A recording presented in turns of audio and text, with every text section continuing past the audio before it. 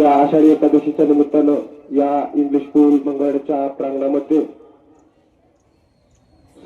श्री ज्ञानेश्वर बिडगुले पत्रकार, व्याख्याते, प्रवचनकार, उपाध्यक्ष पुणे जिल्हा मराठी पत्रकार यांचं या ठिकाणी आपल्या प्रशालेत व्याख्यान होतं। या व्याख्यानाच्या निमित्तानं व्यासपीठावरती उपस्थित आपल्या प्रशालेचे पर्यवेक्षक सन्माननीय सुहास माने सर, त्याबरोबरच सर्व शिक्षक, शिक्षिका, विद्यार्थी मित्र हो, या कार्यक्रमाच्या निमित्तानं सर्वप्रथम मी पर्यवेक्षक माने सर यांना विनंती करतो की ज्ञानेश्वर बिडगुले यांचा त्यांचं आनंद पद्धतीने स्वागत करायचं आहे। मी एक म्हणल्यानंतर एक, आणि मी त्यांना विनंती करतो की त्यांनी आपलं व्याख्यान सुरू करावं। संपू दे अंधार सारा, उजळू दे आकाश तारे, गंधाळलेल्या पहाटेचे येथे वाहू दे आनंद वारे, जाग यावी सृष्टीला की होऊ दे माणूस जागा, मार्ग सारे स्वच्छ व्हावे, घट्ट व्हावा प्रेम धागा, भ्रष्ट सारे नष्ट व्हावे आणि मने ही साफ व्हावी, ही सकाळ रोज यावी, माणसाचा देव व्हावा, माणसाचा देव व्हावा। न्यू इंग्लिश स्कूलचे सर्व गुरुदेव आणि तुम्हा बालमूर्तींना ज्ञानेश्वर बिडगुलेचा मनापासून मनपूर्वक नमस्कार। मुलांनो, आजकाल बघा, दोन माणूस पायानं चालतो, तो ठराविक अंतर गाठतो। तुम्ही कशाने चालता? जो माणूस पायानं चालतो तो ठराविक अंतर गाठतो, परंतु जो माणूस डोक्यानं चालतो तो निश्चितच आपलं ध्येय गाठतो। मी तुम्हाला थोड्याच वेळामध्ये थोडं तरी डोक्यानं चालायला सांगणार आहे।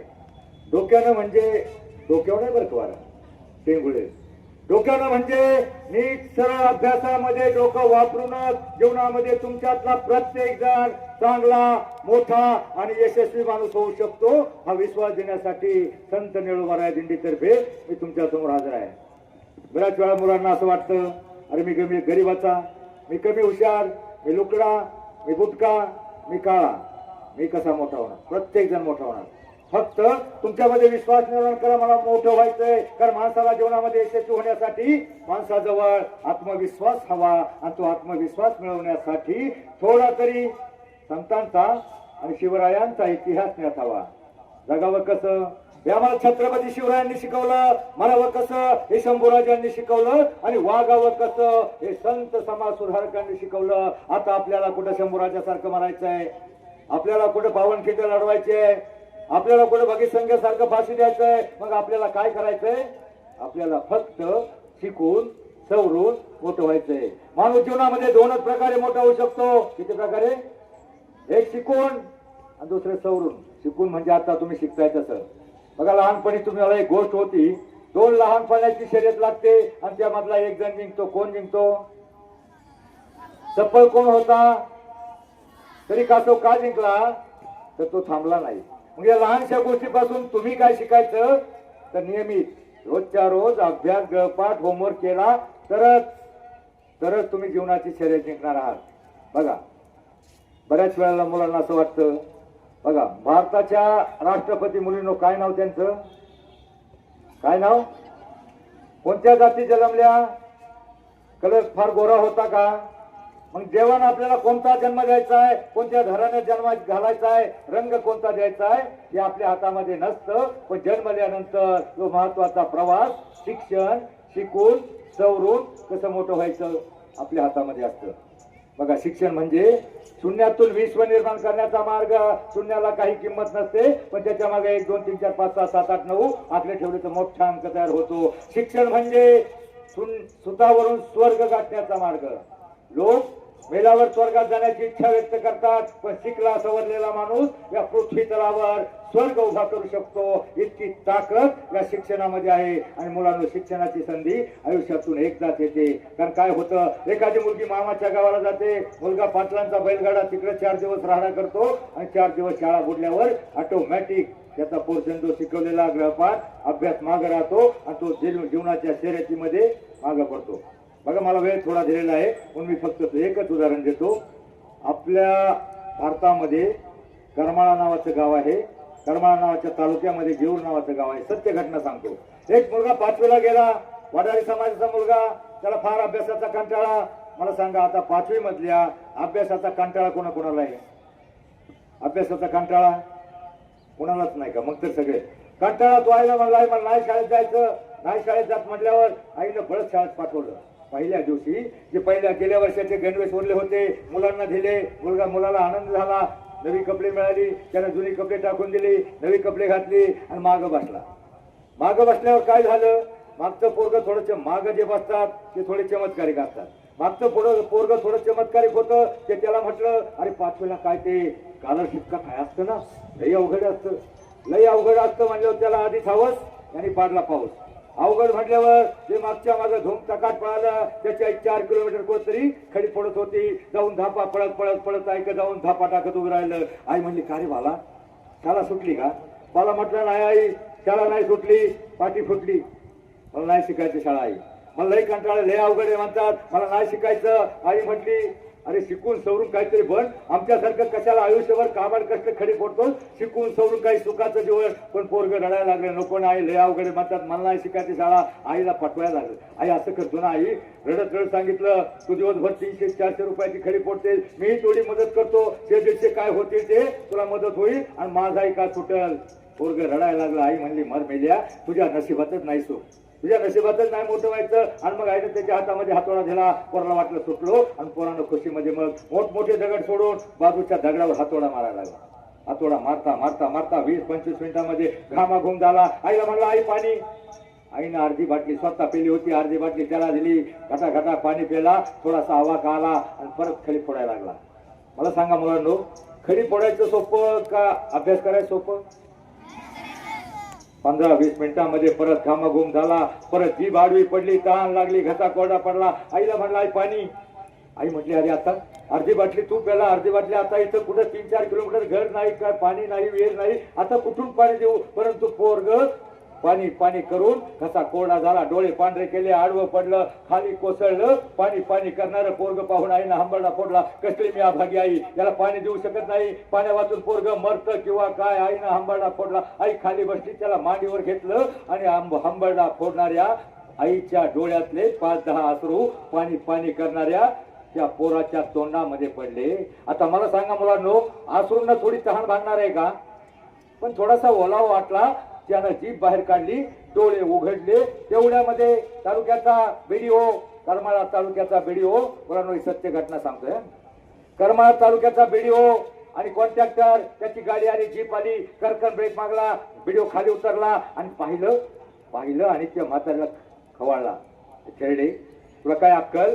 एवढा मोठ्या लठ्ठ्याला मांडीवर घेऊन बसली. तुला सांगितलं होतं ना आजच्या आज आपली खडी फोडून झाली पाहिजे, रात्री रात आपल्याला पॅचअप करायचे, उद्या पाहणी होणार आहे. तुला जर तुझी खडी फोडून झाली नाही ना तुला महिन्याचा पगार देणार नाही.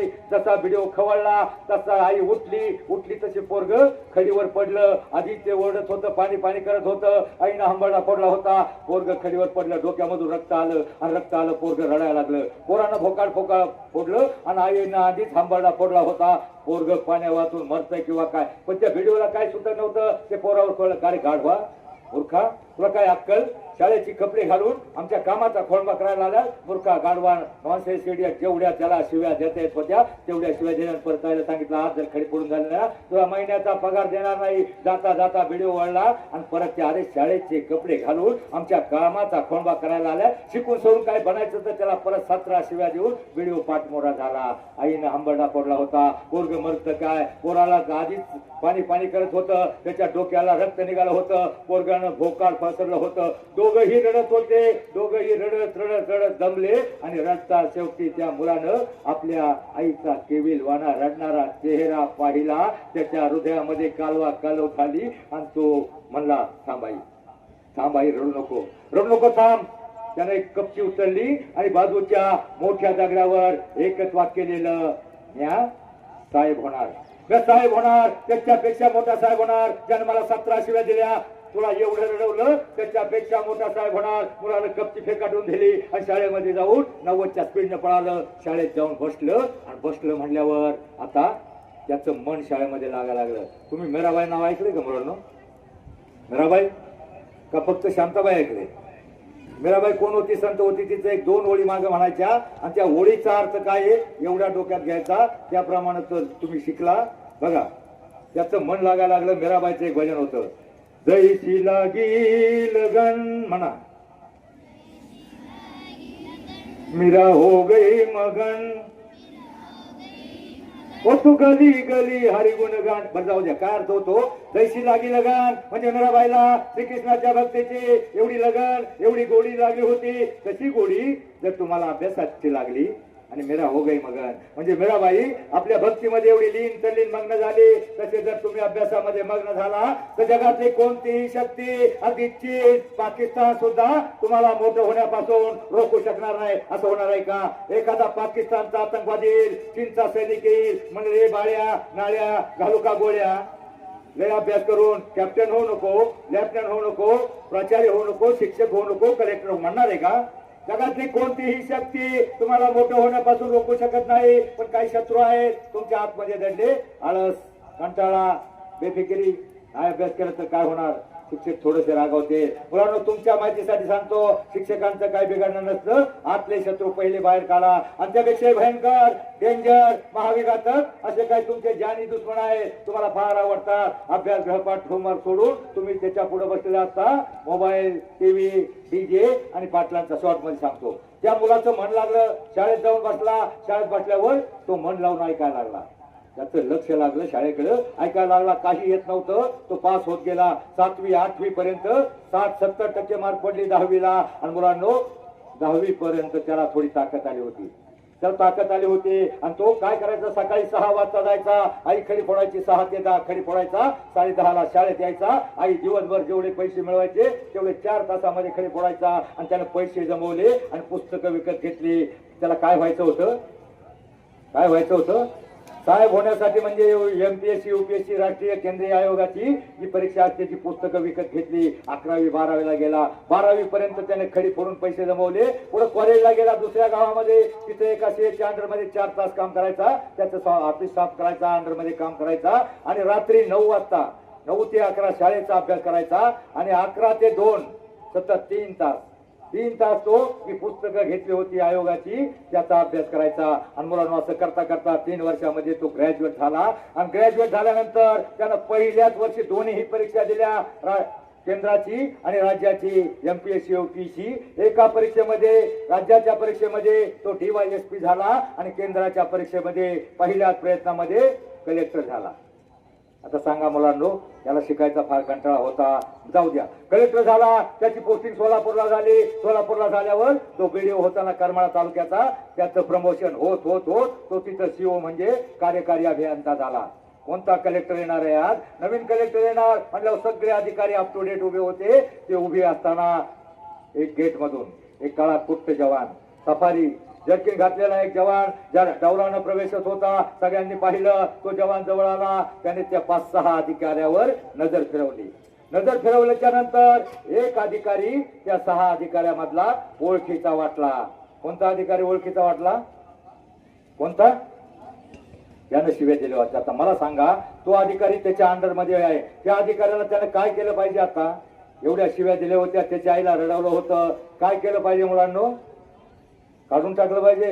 नाही. तो जवळ गेला, अधिकाऱ्याच्या जवळ गेला, दोन्ही हात जोडले, खाली वाकला तसा तो CO मागे सरला. साहेब तुम्ही कलेक्टर आहात, तुमची पोस्ट माझ्यापेक्षा खूप मोठी आहे, तुम्ही माझ्या कशाला पाया पडायचं नसतं. अहो तो व्हिडिओला त्या COला तो कलेक्टर झालेला वडिलांचा मुलगा म्हणला, साहेब कुणाची पोस्ट मोठी, कुणाची पोस्ट लहान आहे, काही नाही, कमी नक्की हुशार आहे, कलेक्टर झालोय म्हणजे. पण मी तुमच्या याच्यासाठी पाया पडतो, तुमच्या याच्यासाठी पाया पडतो की तुम्ही जर मला त्यावेळेला 17 शिव्या दिल्या नसत्या, माझ्या आईला एवढं रडवलं नसतं, ते माझ्या काळजात लागलं नसतं, माझ्यामध्ये जिद्द निर्माण झाली नसती आणि मला महत्वाकांक्षा निर्माण झाली नसती, तर आज मी कुठेतरी माझ्या आई बरोबर जंगलामध्ये खडी फोडत असतो. मी कलेक्टर झालोय ते फक्त तुमच्यामुळं. म्हणून मुलांनो, तुम्ही स्वतःमध्ये विश्वास निर्माण करा का मला काहीतरी बनायचंय. तुम्ही पाखरं पाहिली? पाखरांना कुठे घर असतं, कुठे खाद्य असतं, कुठे पाणी असतं, कुठे डांबरी रोड असतो का? तरी ते उडत जातात. एखाद्या लहानशा झाडावर बसतात, फांद्या वाजतात, पाहणाऱ्याला वाटतं अरे पाखरं पडतील किंवा काय. परंतु मुलांनो, त्या पक्ष्यांना फांदी तुटण्याची भीती नसते. कारण कारण त्यांचा त्या फांदीवर नसून आपल्या पंखावर विश्वास असतो. तसा तुम्ही स्वतःमध्ये विश्वास निर्माण करा आणि मला काहीतरी बनायचंय अशी जिद्द करा. तुमच्यातला प्रत्येक जण मोठा होऊ शकतो. बस मुलांना आता शेवटचा मुद्दा सांगतो. पंढरीची वारी 35 लाख वारकरी गेल्या वर्षी होते. गेल्या वर्षी 35 लाख, या वर्षी जास्त असतील. यंदा तर फॉरेनहून आपल्याकडे दिंडी पोहोचते. आणि मग गेल्या वर्षी आपला दिंडी सोहळा पाहण्यासाठी बाहेरची 10 ते 15 बघा फॉरेनची गोरी लोक असतात.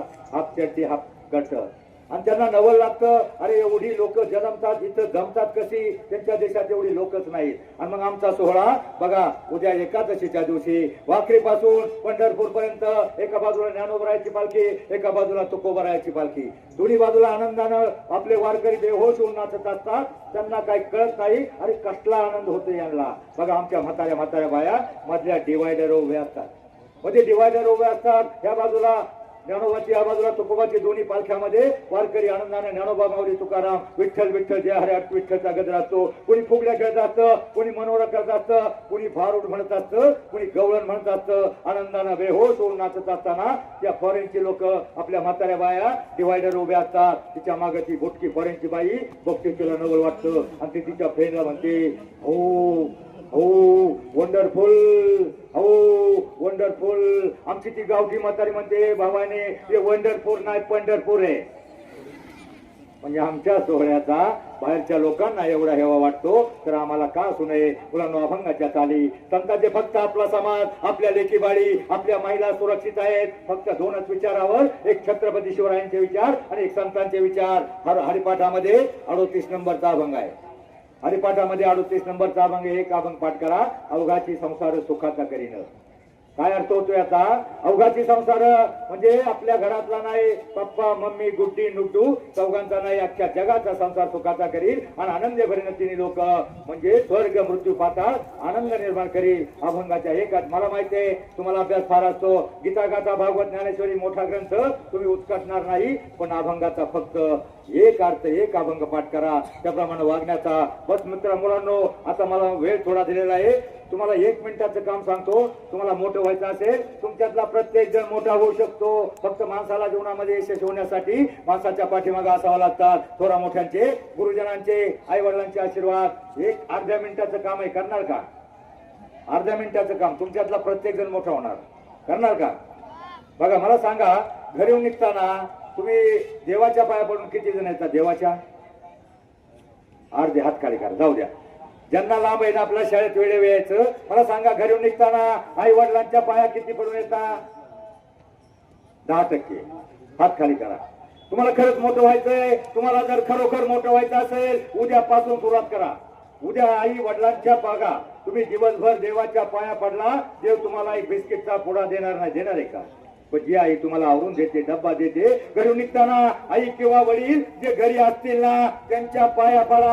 आणि मग तुम्ही 8 दिवसानंतर भेट बघा, तुमची आई वडील म्हणतील अरे आमची सोनी किती गुणाची झाले, किती शहाणा झाले माझं बाळ, किती शहाण्यासारखी वागतात आमची पोरं, रोज आमच्या पाया पडतात. मग बघा एखाद्याचा आई वडील काम धंदा करत नसेल, दारू पित असेल, तो व्यसन सोडील आणि तुम्हाला गुणी बाळांसाठी काहीतरी नक्की करील, काबाड कष्ट करील, हाडाची काढ करील, रक्ताचं पाणी करील, तुम्हाला शिकवण्यासाठी पैसा उपलब्ध करील. बस मुलांना अर्धा मिनिट लागतो. पाया पडायला किती लागतं?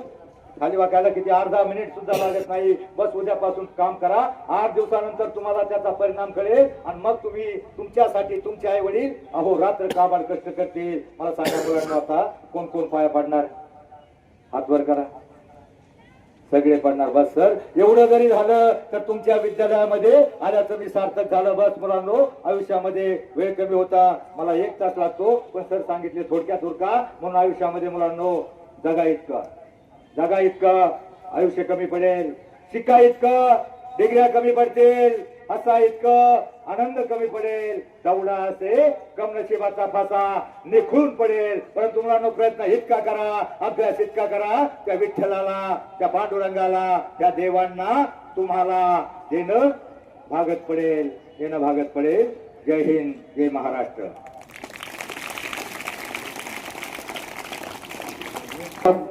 सर, सगळेजण म्हणतात माणसानं सोन्यासारखं असावं, सगळेजण म्हणतात माणसानं सोन्यासारखं असावं, पण मी म्हणतो माणसानं सोन्यासारखं नसावं. कारण सोनं हातामध्ये घालता येतं, सोनं गळ्यामध्ये घालता येतं. सोनं हातामध्ये घालता येतं, सोनं गळ्यामध्ये घालता येतं, सोनं तिजोरीत ठेवता येतं.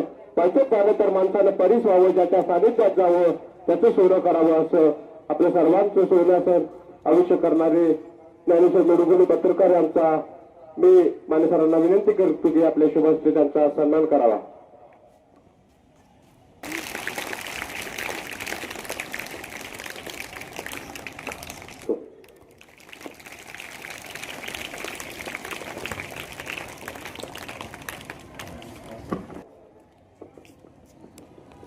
आज आपल्या प्रशालेमध्ये प्रसिद्ध कीर्तनकार प्रबोधनकार हबप श्री ज्ञानेश्वर मिडगुले आले.